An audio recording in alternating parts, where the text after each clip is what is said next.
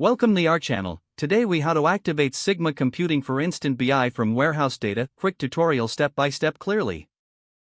To activate Sigma Computing for Instant Business Intelligence from your warehouse data, start by logging into your Sigma Computing account.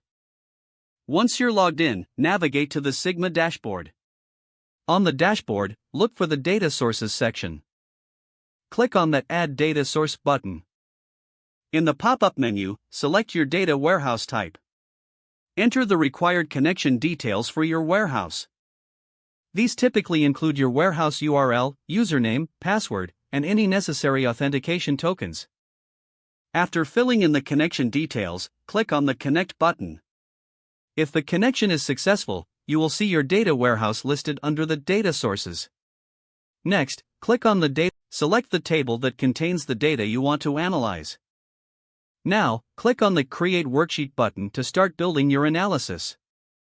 In the Worksheet editor, drag and drop the fields from your selected table into the workspace.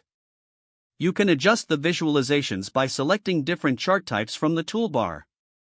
Customize your views by applying filters to focus on specific data subsets.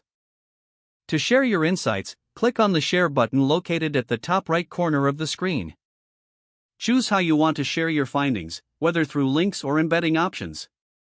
To run queries on your data, use the built-in SQL editor for advanced analysis. Finally, review your visualizations to ensure they accurately represent your data. Now you're ready to leverage Sigma Computing for Instant BI from your warehouse data. If the page does not load, refresh the browser or try again in a private or incognito window. Make sure you are using the correct email address, then retype it carefully to avoid small typos. If your password is not accepted, use the reset option and create a new strong password you can remember.